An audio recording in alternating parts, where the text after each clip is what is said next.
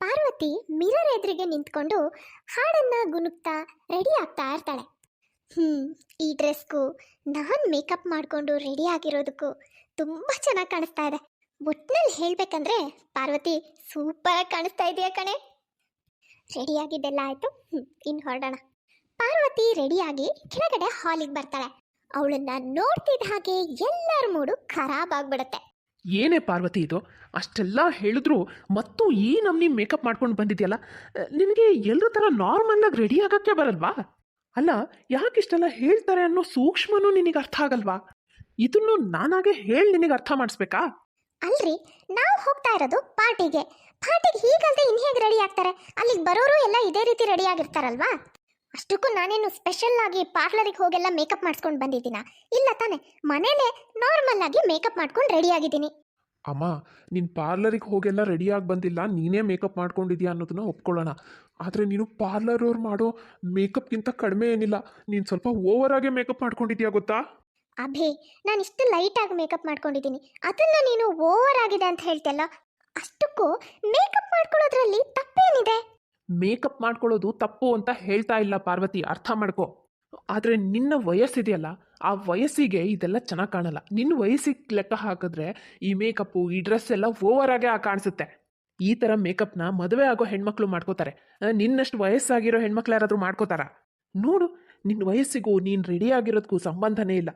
ಎಷ್ಟು ಓವರಾಗಿ ಮೇಕಪ್ ಮಾಡಿಕೊಂಡು ಈ ಥರ ಎಲ್ಲ ಡ್ರೆಸ್ ಹಾಕ್ಕೊಂಡು ರೆಡಿ ಆಗಿದೆಯಾ, ನಿನಗೆ ಚೆನ್ನಾಗಿ ಕಾಣಿಸ್ಬೇಕಿದೆಲ್ಲ. ಅಲ್ರಿ, ನಮಗಿಷ್ಟ ಬಂದ ಹಾಗೆ ನಾವು ರೆಡಿ ಆಗೋದಕ್ಕೆ ವಯಸ್ಸು ಲೆಕ್ಕ ಹಾಕ್ಬೇಕಾ? ವಯಸ್ಸಿಗೂ ನಮಗಿಷ್ಟ ಬಂದ ಹಾಗೆ ಮೇಕಪ್ ಮಾಡ್ಕೊಂಡು ರೆಡಿ ಆಗೋದಕ್ಕೂ ಏನ್ರಿ ಸಂಬಂಧ? ಹೆಣ್ಮಕ್ಳಂದ್ಮೇಲೆ ಯಾವ ವಯಸ್ಸಾದ್ರೇನು ಚೆನ್ನಾಗಿ ರೆಡಿಯಾಗಿ ಚೆನ್ನಾಗಿ ಕಾಣಿಸಿದ್ರೆ ಅದೊಂಥರ ನೋಡೋರಿಗೆ ಖುಷಿ, ರೆಡಿ ಆದಾಗ ನಮಗೂ ಒಂದು ಖುಷಿ. ಹೆಣ್ಮಕ್ಳಂದ್ಮೇಲೆ ಯಾವ ವಯಸ್ಸಾದ್ರೇನು ತಾವು ಚಂದ ರೆಡಿ ಆಗಬೇಕು, ಚಂದ ಕಾಣಿಸ್ಬೇಕು ಅನ್ನೋದು ಎಲ್ರಿಗೂ ಇರುತ್ತೆ. ಹೀಗೆ ಎಲ್ಲ ಮಾತಾಡ್ತಾ ಇರ್ತಾರೆ. ಅಷ್ಟೊತ್ತಿಗೆ ಸೊಸೆ ಸಂಗೀತ ರೆಡಿಯಾಗಿ ಬರ್ತಾಳೆ. ನಾನು ರೆಡಿ. ನೋಡು ನೋಡು ನಮ್ಮ ಸೊಸೆನ, ಎಷ್ಟು ಚಿಕ್ಕ ವಯಸ್ಸಿನ ಹುಡುಗಿ ಹೆಂಗೆ ರೆಡಿ ಆಗಿದ್ದಾಳೆ ನೋಡು. ನೀಟಾಗಿ ಸೀರೆ ಉಟ್ಟಿದ್ದಾಳೆ, ಕಡಿಮೆ ಮೇಕಪ್ ಮಾಡಿಕೊಂಡು ಎಷ್ಟು ಚೆನ್ನಾಗಿ ರೆಡಿ ಆಗಿದ್ದಾಳೆ, ಡೀಸೆಂಟಾಗಿ ಕಾಣ್ತಾ ಇದ್ದಾಳೆ. ಅದೇ ನಿನ್ನ ನೋಡು, ಈ ವಯಸ್ಸಲ್ಲೂ ನಿನಗೆ ಅದೆಷ್ಟೆಲ್ಲ ಮೇಕಪ್ಪು ರೆಡಿ ಆಗೋ ಹುಚ್ಚು ಅಂತಲೇ ನನಗೆ ಅರ್ಥ ಆಗಲ್ಲ. ಹೋಗ್ಲಿ ಬಿಡಿಯಪ್ಪ, ಏನು ಮಾಡೋಕ್ಕಾಗತ್ತೆ. ನಡೀರಿ ಹೊರಡೋಣ, ಲೇಟ್ ಆಗುತ್ತೆ ಆಮೇಲೆ. ಎಲ್ಲರೂ ಸೇರಿ ಫಂಕ್ಷನ್ನಿಗೆ ಹೋಗ್ತಾರೆ. ಫಂಕ್ಷನಲ್ಲಿ ಅವರಿಗೆ ಸಂಬಂಧಿಕರಲ್ಲೊಬ್ಬಳಾದ ಲತಾ ಸಿಗ್ತಾಳೆ. ಅಲ್ಲ, ಬರಕ್ಕೆ ಯಾಕೆ ಇಷ್ಟು ತಡ ಮಾಡಿದ್ರಿ? ನಾವು ಎಷ್ಟೊತ್ತಿಂದ ನಿಮಗೆ ಕಾಯ್ತಾ ಇದ್ದೀವಿ ಗೊತ್ತಾ? ಅದು ಅಕ್ಕ, ಒಂದು ಸ್ವಲ್ಪ ಕೆಲಸ ಇತ್ತು, ಅದಕ್ಕೆ ಬರೋದು ತಡ ಆಗೋಯ್ತು. ಆಗ ಲತಾಳ ಗಮನ ಪಾರ್ವತಿ ಮೇಲೆ ಹೋಗುತ್ತೆ. ಪಾರ್ವತಿನ ಮೇಲಿಂದ ಕೆಳಗೋರ್ಗೂ ದುರ್ಗುಟ್ಟಿ ನೋಡ್ತಾಳೆ. ಯಾಕೆ ತಡ ಆಗಿರ್ಬೋದು ಅಂತ ನನಗೆಲ್ಲ ಅರ್ಥ ಆಯ್ತು ಬಿಡಪ್ಪ. ಮನೆಯಲ್ಲಿ ಹೆಂಗಸರು ಮೇಕಪ್ ಮಾಡ್ಕೊಂಡು ರೆಡಿಯಾಗಿ ಹೊರಡಕ್ಕೆ ತಡ ಮಾಡಿದಾಗ ಪಾಪ ಗಂಡು ಮಕ್ಕಳು ಬರೋದು ತಡ ಆಗೇ ಆಗುತ್ತೆ. ಪಾರ್ವತಿ, ನಿನ್ನ ನೋಡಿದ್ರೆ ನಿನಗಿಷ್ಟು ದೊಡ್ಡ ಮಗ ಇದ್ದಾನೆ, ಅವನಿಗೆ ಮದುವೆ ಆಗಿ ಸೊಸೆ ಮನೆಗೆ ಬಂದಿದ್ದಾಳೆ ಅಂತ ಅನ್ಸೋದೇ ಇಲ್ಲ. ನಿನ್ನ ನೋಡಿದ್ರೆ ಯಾವ ಹೀರೋಯಿನಿಗೂ ಕಡಿಮೆ ಇಲ್ಲ ಬಿಡು. ಅವ್ರುಗಳೆಲ್ಲ ಯಾವ ಥರ ಬಟ್ಟೆ ಹಾಕೊಂತಾರೋ ಅದೇ ಥರ ಹಾಕೊಂಡಿದ್ಯಾ. ಹೌದು, ತಮ್ಮ ವಯಸ್ಸೇನು, ಆ ವಯಸ್ಸಿಗೆ ತಕ್ಕನಾಗ ನಾವು ಯಾವ ರೀತಿ ಇರಬೇಕು ಅನ್ನೋದು ಈ ಜನಗಳಿಗೆ ಯಾಕೆ ಅರ್ಥ ಆಗಲ್ವೋ ಏನಪ್ಪ. ಈಗಿನ ಅತ್ತೆ ಅಂದ್ರಿಗೆ ಸೊಸೆಂದ್ರಿಗೆ ಕಾಂಪಿಟೇಷನ್ ಕೊಡಬೇಕು ಅನ್ನೋ ಹುಚ್ಚು. ಅಲ್ಲ ಕಣೋ ಮಂಜು, ನೀನಾದರೂ ನಿನ್ನ ಹೆಂಡತಿಗೆ ಸ್ವಲ್ಪ ಬುದ್ಧಿ ಹೇಳ್ಬಾರ್ದಾ? ಈ ವಯಸ್ಸಲ್ಲಿ ಈ ಥರ ಬಟ್ಟೆ ಹಾಕ್ಕೊಂಡು ಈ ಥರ ಮೇಕಪ್ ಮಾಡಿಕೊಂಡು ರೆಡಿ ಆಗೋದು ಚೆನ್ನಾಗಿ ಕಾಣಿಸುತ್ತಾ? ನೋಡಲಿ, ಈ ಫಂಕ್ಷನಿಗೆ ಬಂದವರೆಲ್ಲ ಈ ಕಡೆನೇ ಹೆಂಗೆ ದುರ್ಗುಟ್ಕೊಂಡು ನೋಡ್ತಾ ಇದ್ದಾರೆ ಅಂತ. ಅಕ್ಕ, ನಾನೇನು ಹೇಳಲ್ಲ ಅಂತ ಮಾಡಿದ್ಯಾ? ಎಲ್ಲ ಹೇಳ್ತೀನಿ. ಆದರೆ ನನ್ನ ಮಾತನ್ನು ಕೇಳೋದಕ್ಕೆ ಯಾರೂ ತಯಾರೇ ಇಲ್ಲ ಅಂದಾಗ ನಾನಾದರೂ ಏನು ಮಾಡಲಿ? ಇಂಥ ಮಾತುಗಳನ್ನೆಲ್ಲ ಕೇಳಿಸ್ಕೊಂಡು ಪಾರ್ವತಿಗೆ ತುಂಬ ಬೇಜಾರಾಗುತ್ತೆ. ಅವಳನ್ನ ಮೀಟ್ ಆದವರು ಎಲ್ಲರೂ ಇದೇ ರೀತಿ ಮಾತಾಡ್ತಾ ಇರ್ತಾರೆ. ಕೆಲವರಂತೂ ಆಡ್ಕೊಂಡು ನಗಾಡ್ತಿರ್ತಾರೆ. ಅಲ್ಲ, ಆ ಹೆಂಗಸಿಗೆ ಯಾವ ನಮಗೆ ಹುಚ್ಚಿರ್ಬೋದು? ಈ ವಯಸ್ಸಲ್ಲಿ ಅವಳ ಬಟ್ಟೆ ನೋಡು, ಆ ಮೇಕಪ್ ನೋಡು. ಅಲ್ಲ, ಆ ಹೆಂಗಸಿಗೆ ಚಿಕ್ಕ ವಯಸ್ಸಲ್ಲಿ ಇರಬೇಕಾದಂಥ ಶೋಕಿ ಮಾಡೋ ಹುಚ್ಚು ಇಷ್ಟು ವಯಸ್ಸಾದರೂ ಹೋಗಿಲ್ಲ ಅನ್ಸುತ್ತೆ. ನಾವೇನು ಈ ಯಂಗ್ ಏಜಲ್ಲಿ ಈ ಥರ ಬಟ್ಟೆ ಹಾಕೋತೀವಿ, ನೋಡೋಕ್ಕೂ ಚಂದ ಕಾಣುತ್ತೆ. ಅದೇ ನಾವು ವಯಸ್ಸಾದ್ಮೇಲೆ ಇದೇ ರೀತಿ ಬಟ್ಟೆ ಹಾಕೊಂಡು ಓಡಾಡೋಕ್ಕಾಗುತ್ತಾ? ತನ್ನ ಸೊಸೆ ಎದುರಿಗೆ ಅವಳಿಗಿನ ತಾನೇ ಮಾಡರ್ನ್ ಅಂತ ತೋರಿಸ್ಕೋಬೇಕು ಅಂತ ಇರಬೇಕು. ಅಲ್ಲ, ಆ ಹೆಂಗಸಿನ ಸೊಸೆ ನೋಡು, ಎಷ್ಟು ನೀಟಾಗಿ ಸೀರೆ ಉಟ್ಕೊಂಡು ಸಿಂಪಲ್ ಆಗಿ ರೆಡಿಯಾಗಿ ಬಂದೇಳೆ. ಅದೇ ಈ ಹೆಂಗ್ಸ್ ನೋಡು, ಅವಳು ಗೌನ್ ನೋಡು, ಅವಳ ಮೇಕಪ್ ನೋಡು, ಅವಳ ಹೇರ್ ಸ್ಟೈಲ್ ನೋಡು. ಹೌದು, ಅವ್ರ ಸೊಸೆ ಮಾತ್ರ ಬಹಳ ನೀಟಾಗಿ ಸೀರೆಗಿರೆ ಉಟ್ಕೊಂಡು ಸಿಂಪಲ್ ಆಗಿ ರೆಡಿಯಾಗಿ ಬಂದಿದ್ದಾರೆ. ಈ ಹೆಂಗಸಿಗೆ ವಯಸ್ಸಾಗ್ತಾ ಆಗ್ತಾ ಬುದ್ಧಿ ಕಡಿಮೆ ಆಗ್ತಾ ಇರಬೇಕು. ಫಂಕ್ಷನ್ ಮುಗಿಸ್ಕೊಂಡು ಎಲ್ಲರೂ ವಾಪಸ್ ಮನೆಗೆ ಬರ್ತಾರೆ. ಆದರೆ ಫಂಕ್ಷನ್ನಲ್ಲಿ ಎಲ್ಲ ಆಡ್ಕೊಂಡಿದ್ದನ್ನ ಕೇಳಿ ಎಲ್ಲರಿಗೂ ಮೂಡು ಖರಾಬ್ ಆಗಿರುತ್ತೆ. ನೋಡಿದ್ಯಾ, ನೀನು ಈ ಅವತಾರದಿಂದಾಗಿ ನಮ್ಗೆಲ್ರಿಗೂ ಅಲ್ಲಿ ಎಷ್ಟು ಅವಮಾನ ಆಯಿತು. ಅಲ್ಲಿ ಬಂದವ್ರು ಎಲ್ಲರೂ ನಮ್ಮನ್ನೇ ದುರ್ಗುಟ್ಕೊಂಡು ನೋಡ್ತಾ ಇದ್ರು. ಈ ಹಿಂದಿಂದ ಏನೇನೋ ಆಡ್ಕೊಂಡು ನಗಾಡ್ತಾ ಇದ್ರು. ಲತಕ್ಕ ನನಗೆ ನಿನ್ನ ಹೆಂಡತಿಗೆ ನಿನಗೆ ಬುದ್ಧಿ ಹೇಳೋಕ್ಕಾಗಲ್ವೇನೋ ಅಂತ ಕೇಳಿದ್ಲು. ಇದೆಲ್ಲ ಬೇಕಾ ನಮಗೆ? ಈಗ ನಿನಗೆ ಸಂತೋಷ ಆಗಿರ್ಬೇಕಲ್ವಾ? ಅಲ್ರಿ, ಅಷ್ಟಕ್ಕೂ ಇದ್ರಲ್ಲಿ ನನ್ನ ತಪ್ಪೇನಿದೆ? ನಾನಂಥ ತಪ್ಪೇನು ಮಾಡಿದ್ದೀನಿ? ಹಾ, ಈಗ ಸರಿ ಹೋಯ್ತು. ಸರಿಯಾಗಿ ಹೇಳ್ದೆ. ನನ್ನ ತಪ್ಪೇನಿದೆ ಅಂತ. ನಿನ್ನ ತಪ್ಪೇನಿಲ್ಲಮ್ಮ, ಎಲ್ಲ ತಪ್ಪು ನಮ್ಮದೇ. ಅಲ್ರಿ, ನನಗಿಷ್ಟ ಬಂದ ಹಾಗೆ ನನಗೆ ಖುಷಿ ಆಗೋ ಹಾಗೆ ನಾನು ರೆಡಿ ಆದ್ರೆ ಅದರಲ್ಲಿ ಬೇರೆಯವ್ರು ಆಡ್ಕೊಳ್ಳೋ ಅಂಥದ್ದು ಏನಿದೆ? ಯಾಕೆ ಆಡ್ಕೋಬೇಕು? ನಾನು ರೆಡಿ ಆಗೋದ್ರಿಂದ ಅವ್ರಿಗೇನಾದ್ರೂ ಸಮಸ್ಯೆ ಇದೆಯಾ? ಅವ್ರಿಗೇನಾದ್ರೂ ತೊಂದರೆ ಆಗುತ್ತಾ? ಇಲ್ಲ ತಾನೇ. ನನಗೆ ಈ ರೀತಿ ಎಲ್ಲ ರೆಡಿ ಆಗೋದು ಅಂದ್ರೆ ಇಷ್ಟ. ನನಗೇನು ಇಷ್ಟ ಆಗುತ್ತೋ ಅದನ್ನ ನಾನು ಮಾಡಬಾರ್ದಾ? ಅಮ್ಮ, ನೀನು ಏನೇ ಹೇಳಿದ್ರು ನಿನ್ನಿಂದಾಗಿ ನಮಗಂತೂ ಆ ಫಂಕ್ಷನ್ನಲ್ಲಿ ಭಾಳ ಅವಮಾನ ಆಯಿತು. ನಿಜವಾಗ್ಲೂ ನನಗಂತೂ ಆ ಫಂಕ್ಷನ್ನಲ್ಲಿ ಇದ್ದಷ್ಟು ಸಮಯನೂ ಭಾಳ ಹಿಂಸೆ ಅನ್ನಿಸ್ತಿತ್ತು. ಯಾವಾಗ ಹೋಗ್ಬಿಡ್ತೀನೋ ಇಲ್ಲಿಂದ ಅಂತ ಅನ್ನಿಸ್ತಾ ಇತ್ತು. ನಿನಗೆ ಹೇಗಿದನ್ನೆಲ್ಲ ಅರ್ಥ ಮಾಡಿಸ್ಬೇಕು ಒಂದೂ ಗೊತ್ತಾಗಲ್ಲ. ಆಯ್ತಲ್ಲ, ನಿನ್ನಿಂದಾಗಿ ಮನೇಲಿ ಎಲ್ಲರೂ ಮೂಡು ಹಾಳಾಗಿ ಹೋಯ್ತು. ಎಲ್ಲರೂ ಪಾರ್ವತಿಗೆ ಬಾಯಿ ಬಂದಾಗ ಮಾತಾಡಿ ಅಲ್ಲಿಂದ ಹೋಗ್ತಾರೆ. ಒಂದಿನ ಮನೆಗೆ ಸಂಗೀತ ಫ್ರೆಂಡ್ಸ್ ಬಂದಿರ್ತಾರೆ. ಅಲ್ಲ ಕಣೆ ಸಂಗೀತ, ಅದು ಎಷ್ಟೇ ಬ್ಯುಸಿ ಇರ್ತೀಯ ನೀನು. ನಾನು ವಿದ್ಯೆ ಇಬ್ರು ಎಷ್ಟು ಸಲ ನಿನ್ನನ್ನು ಕರೆದಿದ್ದೀವಿ, ಒಂದ್ಸಲನೂ ಮನೆಗೆ ಬರೋಕ್ಕಾಗಿಲ್ಲ ನಿನಗೆ. ಅದಕ್ಕೆ ಇವಳಂತೂ ಬರೋದಿಲ್ಲ, ನಾವೇ ಹೋಗಿ ಮೀಟ್ ಮಾಡ್ಕೊಂಡು ಬರೋಣ ಅಂತ ನಾವೇ ಇಲ್ಲಿಗೆ ಬಂದ್ವಿ. ಇಲ್ಲ ಕಣ್ರೆ, ನನಗೆ ಬರಬಾರ್ದು ಅಂತ ಏನಿಲ್ಲ, ನಿಮ್ಮನ್ನು ಮೀಟ್ ಮಾಡಬೇಕು ಅಂತ ನನಗೂ ಆಸೆನೇ. ಆದರೆ ಅದು ಏನೂ ಗೊತ್ತಿಲ್ಲ, ಟೈಮೇ ಸಿಗ್ತಾ ಇರಲಿಲ್ಲ, ಅದಕ್ಕೆ ಬರೋಕ್ಕೆ ಆಗಲಿಲ್ಲ ನೋಡು. ಹೋಗಲಿ ಬಿಡು, ಈಗ ನಾವೇ ಬಂದಿದ್ದೀವಲ್ಲ, ಇವೆಲ್ಲ ಬಿಟ್ಬಿಟ್ಟು ಒಂದಷ್ಟು ಹೊತ್ತು ಆರಾಮಾಗಿ ಟೈಮ್ ಪಾಸ್ ಮಾಡೋಣ. ನೀವಿಬ್ರು ಕೂತಿರಿ, ನಾನು ಹೋಗಿ ಟೀ ಮತ್ತು ತಿಂಡಿ ಏನಾದರೂ ತೊಗೊಂಡು ಬರ್ತೀನಿ. ಈ ಕಡೆ ಸಂಗೀತ ಮತ್ತು ಅವಳ ಫ್ರೆಂಡ್ಸ್ ಎಲ್ಲ ಸೇರಿಕೊಂಡು ಟೀ ಕುಡಿತಾ ಹಟೆ ಹೊಡಿತಾ ಕೂತ್ಕೊಳ್ತಾರೆ. ಅರೆ, ನಾನು ಈ ಡ್ರೆಸ್ನ ತಗೊಂಡು ಎಷ್ಟೊಂದು ದಿನ ಆಯಿತು, ಒಂದ್ಸಲನೂ ಹಾಕೇ ಇಲ್ವಲ್ಲ, ನನಗೆ ನೆನಪು ಆಗಿರಲಿಲ್ಲ. ಹೇಗೂ ಈಗ ಹೊರಗಡೆ ಹೊರಟಿದ್ದೀನಿ, ಈ ಡ್ರೆಸ್ನ ಹಾಕೊಂಡು ಹೋಗ್ತೀನಿ. ಪಾರ್ವತಿ ಹೋಗಿ ಡ್ರೆಸ್ ಹಾಕೊಂಡು ಬಂದು ಕನ್ನಡಿ ಮುಂದೆ ನಿಂತ್ಕೊಂಡು ಮೇಕಪ್ ಮಾಡ್ಕೊಳ್ಳೋಕೆ ಶುರು ಮಾಡ್ತಾಳೆ. ವಾವ್, ಮೇಕಪ್ ಮಾಡ್ಕೊಂಡ್ಮೇಲೆ ನಾನು ಎಷ್ಟು ಬ್ಯೂಟಿಫುಲ್ ಆಗಿ ಕಾಣ್ತಾ ಇದ್ದೀನಿ. ಹೆಣ್ಮಕ್ಳು ಯಾವಾಗಲೂ ಹೀಗೆ ಇರಬೇಕು. ಈ ಥರ ಮೇಕಪ್ ಮಾಡ್ಕೊಳ್ಳೋದು, ರೆಡಿ ಆಗೋದು, ಇದನ್ನು ಬಿಟ್ಟು ಬೇರೆ ಇನ್ನೇನು ನಮಗೆ ಆಸೆ ಇರುತ್ತೆ ಅಲ್ವಾ? ಪಾರ್ವತಿಗಿರೋ ಒಂದು ಅಭ್ಯಾಸ ಅಂದರೆ ಇದು ಒಂದೇ, ಮೇಕಪ್ ಮಾಡ್ಕೊಳ್ಳೋದು, ರೆಡಿ ಆಗೋದು. ಅದರಲ್ಲಿ ಅವಳಿಗೆ ತುಂಬ ಖುಷಿ ಆಗ್ತಾ ಇರುತ್ತೆ. ಪಾರ್ವತಿ ರೆಡಿಯಾಗಿ ಸಂಗೀತ ಮತ್ತು ಅವಳ ಫ್ರೆಂಡ್ಸು ಮಾತಾಡ್ತಾ ಕೂತಿರ್ತಾರಲ್ಲ, ಅಲ್ಲಿಗೆ ಬರ್ತಾಳೆ. ಸಂಗೀತ, ನಾನು ಮಾರ್ಕೆಟ್ ಕಡೆ ಹೋಗ್ತಾ ಇದ್ದೀನಮ್ಮ, ಒಂದು ಸ್ವಲ್ಪ ಸಾಮಾನು ತರೋದಿತ್ತು. ನಿನ್ಗೇನಾದ್ರು ತರೋದಿತ್ತಾ? ಹೇಳು, ತಗೊಂಡು ಬರ್ತೀನಿ. ಇಲ್ಲ ಅತ್ತೆ, ಏನೂ ತರೋದಿಲ್ಲ. ಸರಿನಮ್ಮ, ಹಾಗಾದ್ರೆ ನಾನೇನು ಬರ್ತೀನಿ. ಸಂಗೀತ, ಯಾರೇ ಅದು? ಅವರು ನಮ್ಮತ್ತೆ. ಏನು, ನಿಮ್ಮತ್ತೆನಾ? ನಾನು ಹೀಗಂತೀನಿ ಅಂತ ತಪ್ಪು ತಿಳ್ಕೊಬೇಡ ಸಂಗೀತ. ನಿಮ್ಮತ್ತೆಗೆ ಇಷ್ಟು ವಯಸ್ಸಾದರೂ ಶೋಕಿ ಮಾತ್ರ ಕಡಿಮೆ ಆಗಿಲ್ಲ ನೋಡು. ಅಲ್ಲ ನೋಡಲ್ಲಿ, ಇನ್ನು ಹರೇದು ಹುಡುಗಿರ್ ಥರ ಬಟ್ಟೆ ಹಾಕೊಂಡು, ಬರೀ ಬಟ್ಟೆ ಅಲ್ಲ, ಮುಖ ತುಂಬ ಒಂದು ಮಣ ಮೇಕಪ್ ಮೆತ್ಕೊಂಡು, ಅಯ್ಯೋ ದೇವ್ರೆ, ನನಗಂತೂ ನಗು ತಡೆಯೋಕ್ಕೆ ಆಗಲಿಲ್ಲ. ಹೌದು ಕಣೆ, ನನಗೂ ಹಾಗೆ ಅನ್ನಿಸ್ತು. ನಿನ್ನ ಮತ್ತೆ ಭಾಳ ವಿಚಿತ್ರನೇ ಬಿಡು. ಈ ಥರ ಹೆಂಗಸನ್ನ ನಾವಂತೂ ಇಲ್ಲಿವರೆಗೂ ಎಲ್ಲೂ ನೋಡಿಲ್ಲ. ಈ ವಯಸ್ಸಲ್ಲಿ ಯಾರು ಈ ಥರ ಎಲ್ಲ ರೆಡಿ ಆಗ್ತಾರೆ? ನಿಮ್ಮ ಅತ್ತೆಗಿನ್ನೂ ತನಗಿಷ್ಟು ವಯಸ್ಸಾಗಿದೆ ಅನ್ನೋದು ಅರಿವೇ ಆಗಿಲ್ಲ ಅನಿಸುತ್ತೆ. ಸಂಗೀತ, ನೀನಾದರೂ ನಿಮ್ಮ ಅತ್ತೆಗೆ ಸ್ವಲ್ಪ ಹೇಳ್ಬಾರ್ದೇನೆ? ಅಯ್ಯೋ, ನಮ್ಮ ಅತ್ತೆ ವಿಷಯ ಬಿಡ್ರೆ ಹೋಗಲಿ. ಸಂಗೀತ ಫ್ರೆಂಡ್ಸು ಪಾರ್ವತಿ ಬಗ್ಗೆ ಎಷ್ಟು ಗೇಲಿ ಮಾಡಿ ನಗಾಡ್ತಾರೆ ಅಂದರೆ ಅದರಿಂದ ಸಂಗೀತಂಗೆ ತುಂಬಾ ಇನ್ಸಲ್ಟ್ ಅಂತ ಫೀಲ್ ಆಗುತ್ತೆ. ಪಾರ್ವತಿ ಮಾರ್ಕೆಟಿಂದ ವಾಪಸ್ ಬರಬೇಕಿದ್ರೆ ಅಕ್ಕಪಕ್ಕದ ಇಬ್ಬರು ಹೆಂಗಸರು ಸಿಗ್ತಾರೆ. ಪಾರ್ವತಿ, ನೀನಂತೂ ಈಗಿನ ಕಾಲದ ಹುಡುಗಿರ್ನು ಮೀರಿಸ್ಬಿಟ್ಟಿದ್ಯಾ ಬಿಡು. ನಿನ್ನಷ್ಟು ಫ್ಯಾಷನ್ನು ಆ ಈಗಿನ ಕಾಲದ ಹುಡುಗಿರೋ ಮಾಡಲ್ಲ. ಹೌದೌದು, ಆದರೂ ಪಾರ್ವತಿ, ಸ್ವಲ್ಪ ನಿನ್ನ ವಯಸ್ಸೇನು ಅನ್ನೋದು ತಲೆಯಲ್ಲಿದ್ದರೆ ಚೆನ್ನಾಗಿರುತ್ತೇನೋ ಅನಿಸುತ್ತೆ.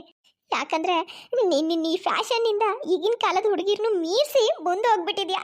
ನೋಡಿ, ನೀವುಗಳು ನನ್ನನ್ನು ಆಡ್ಕೊಳ್ಳೋಕ್ಕೆ ಈ ರೀತಿ ಎಲ್ಲ ಮಾತಾಡ್ತೀರಾ ಅಂತ ನನಗೆ ಚೆನ್ನಾಗಿ ಗೊತ್ತು. ನಮಗಿಷ್ಟ ಬಂದ ಹಾಗೆ, ನಮಗೆ ಖುಷಿ ಆಗೋ ಹಾಗೆ ರೆಡಿ ಆಗೋಕ್ಕೆ ಯಾವ ವಯಸ್ಸಾದ್ರೇನು? ನೀನು ಅನ್ಕೊಂಡು ಹಾಗೆಲ್ಲ ಇಲ್ಲಮ್ಮ. ನಮಗೇನೇ ಆಸೆ ಇದ್ರೂ ಅದನ್ನೆಲ್ಲ ಬದಿಗಿಟ್ಟು ನಾವು ನಮ್ಮ ವಯಸ್ಸಿಗೆ ತಕ್ಕನಾಗೆ ಇರಬೇಕಾಗತ್ತೆ. ಈ 60-65ನೇ ವಯಸ್ಸಿನಲ್ಲಿ 18 ವರ್ಷದ ಹುಡುಗಿ ಥರ ನೀನು ಮೇಕಪ್ ಮಾಡ್ಕೊಂಡು ತಿರುಗಾಡಿದ್ರೆ ನೋಡಿದವ್ರು ಏನನ್ನಲ್ಲ. ಏನಂದ್ರೆ ನನಗೇನು, ಈ ವಯಸ್ಸಿನಲ್ಲೂ 18 ವರ್ಷದ ಹುಡುಗಿ ಥರ ಮೇಕಪ್ ಮಾಡ್ಕೊಂಡು ರೆಡಿ ಆಗೋಕ್ಕೂ ಟ್ಯಾಲೆಂಟ್ ಬೇಕು.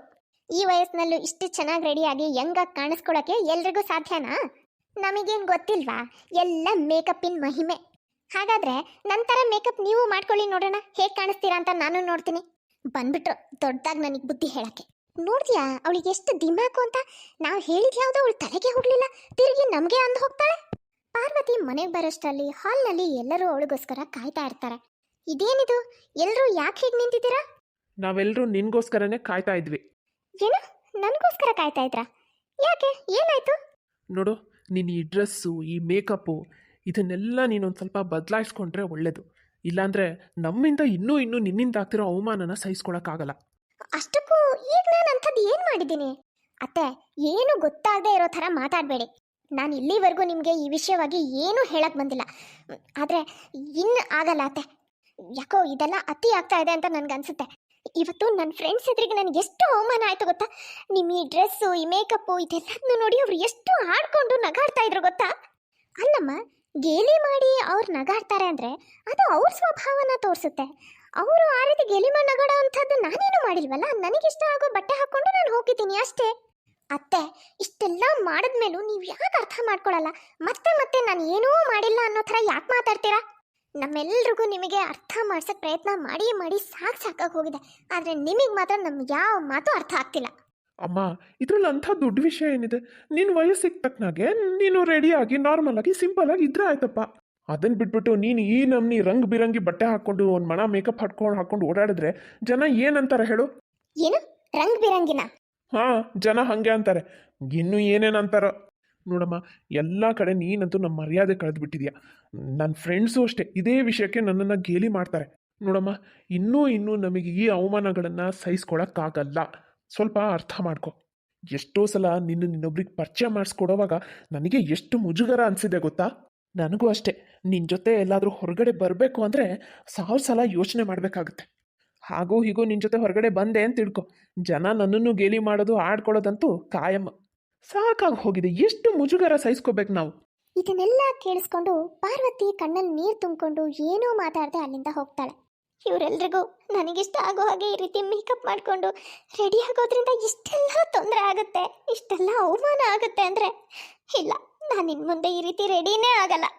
ಅಲ್ಲ, ನಾನು ನನ್ನ ಇಷ್ಟದ ಪ್ರಕಾರ ಬಟ್ಟೆ ಹಾಕ್ಕೊಂಡು ಅಲಂಕಾರ ಮಾಡ್ಕೊಳ್ಳೋದ್ರಿಂದ ನನ್ನನ್ನು ಇವರಿಗೆ ಬೇರೆಯವ್ರಿಗೆ ಪರಿಚಯ ಮಾಡಿಸೋಕೆ, ನನ್ನ ಜೊತೆ ಹೊರಗಡೆ ಬರೋಕೆ ಮುಜುಗರ ಆಗುತ್ತೆ ಅಂದರೆ ಸರಿ ಆಯಿತು, ಬೇಡ, ಇನ್ಮೇಲೆ ನಾನು ರೆಡಿ ಆಗೋಕ್ಕೆ ಹೋಗಲ್ಲ. ಮೊದಲಿಂದನೂ ಮೇಕಪ್ ಮಾಡ್ಕೊಳ್ಳೋದು, ರೆಡಿ ಆಗೋದು ಅಂದರೆ ನನಗೆ ತುಂಬ ಆಸೆ. ಅದು ನಂಗೆ ತುಂಬ ಖುಷಿ ಕೊಡ್ತಿತ್ತು. ಇವರಿಗೆ ಇದರಿಂದ ಇಷ್ಟೆಲ್ಲ ಕಷ್ಟ ಆಗುತ್ತೆ ಅಂದರೆ ಬೇಡ, ನಾನು ಅದನ್ನೆಲ್ಲ ಬಿಟ್ಬಿಡ್ತೀನಿ.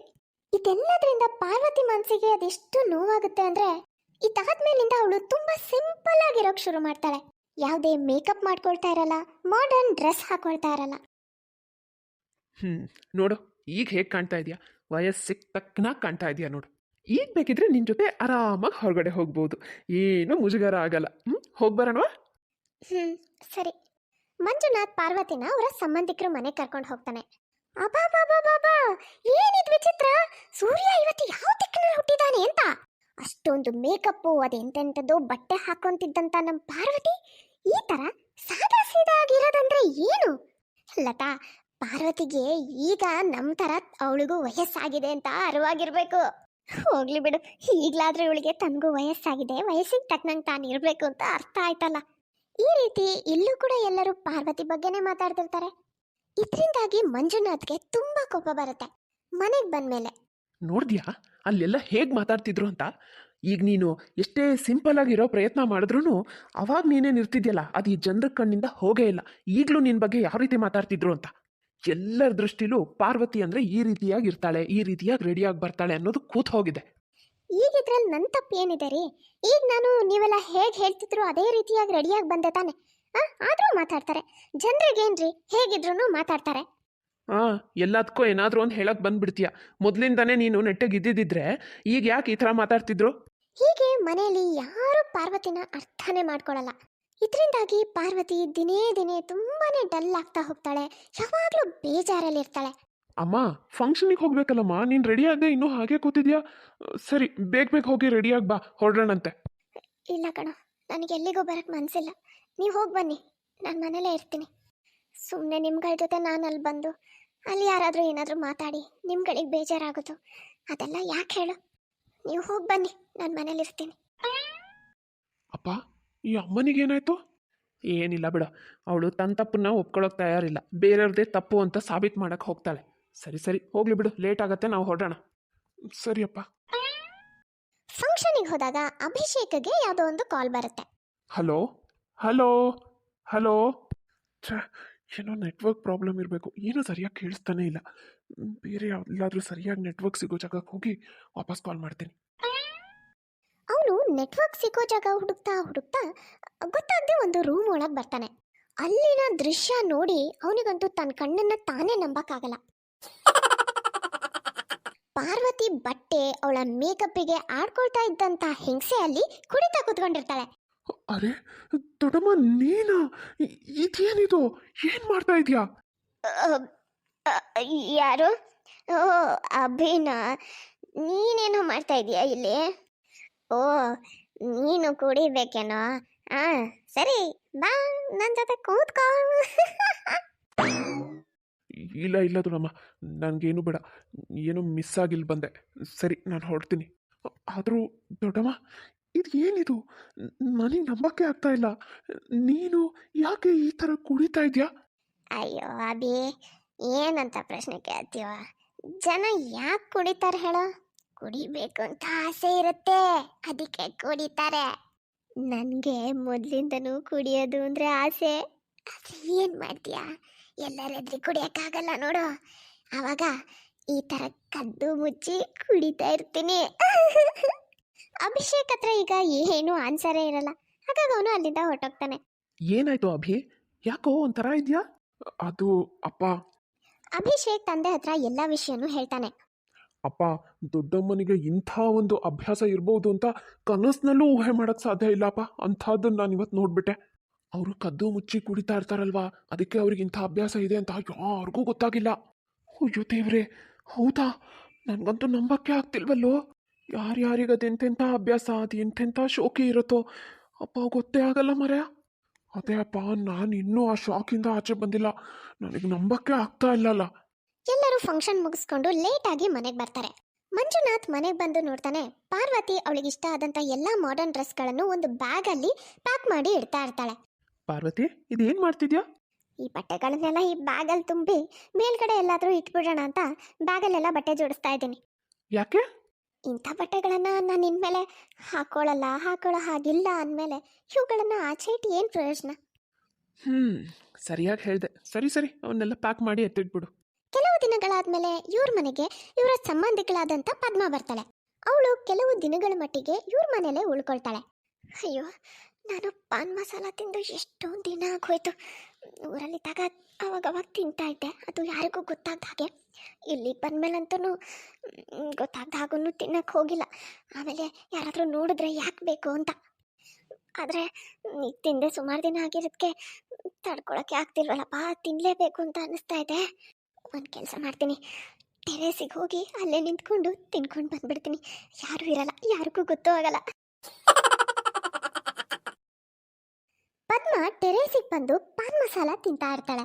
ಅದನ್ನ ಸಂಗೀತ ಮತ್ತೆ ಅಭಿಷೇಕ್ ನೋಡ್ಬಿಡ್ತಾರೆ. ಆಂಟಿ, ನೀವು ಏನ್ ಮಾಡ್ತಿದ್ದೀರಾ? ಏನತ್ತೆ ಇದು? ನೀವು ಇದನ್ನ ತಿಂತಾ ಇದ್ದೀರಾ? ಇದು ಆರೋಗ್ಯಕ್ಕೆ ಒಳ್ಳೇದಲ್ಲ. ಅದು ಅಭಿ. ನಿಮಗೂ ಇಂಥ ಒಂದು ಅಭ್ಯಾಸ ಇರ್ಬೋದು ಅಂತ ನನಗೆ ಗೊತ್ತಿರಲಿಲ್ಲ ಅತ್ತೆ. ಹೌದು ಕಣೋ, ಇದೊಂದು ಅಭ್ಯಾಸ ಇದೆ ನನಗೆ. ಆದರೆ ದಯವಿಟ್ಟು ಇದನ್ನು ಯಾರ ಹತ್ರನೂ ಹೇಳಬೇಡ್ವೋ. ಹೇಳಿದ್ರೆ ಎಲ್ಲರದ್ರಿಗೆ ನನಗೆ ತುಂಬ ಅವಮಾನ ಆಗುತ್ತೆ. ನನಗೆ ಇದು ಒಂದು ಅಭ್ಯಾಸ ಇದೆ ಕಣೋ, ನಾನು ಕದ್ದು ಮುಚ್ಚಿ ತಿಂತಾ ಇರ್ತಿದ್ದೆ. ಇದು ಬಿಟ್ಟರೆ ಮತ್ತೇನೂ ಅಭ್ಯಾಸ ಇಲ್ಲ ನನಗೆ. ದಯವಿಟ್ಟು ಅಭಿ, ಯಾರ ಹತ್ರನೂ ಹೇಳಬೇಡಪ್ಪ. ಸರಿ ಆಯಿತು, ಯಾರ ಹತ್ರನೂ ಹೇಳಲ್ಲ ಬಿಡಿ. ಆದರೆ ಇದೆಲ್ಲ ಒಳ್ಳೇದಲ್ಲ, ನೀವು ಈ ಅಭ್ಯಾಸ ಬಿಟ್ರೇನೆ ಒಳ್ಳೇದು. ಇಲ್ಲಿವರೆಗೂ ಯಾರಿಗೂ ಗೊತ್ತು ಮಾಡಿರಲಿಲ್ಲ ನನಗೆ ಈ ಥರ ಅಭ್ಯಾಸ ಇದೆ ಅಂತ. ಅಯ್ಯೋ, ಇವತ್ತು ಸಿಕ್ಕೊಂಡ್ಬಿಟ್ನಲ್ಲ.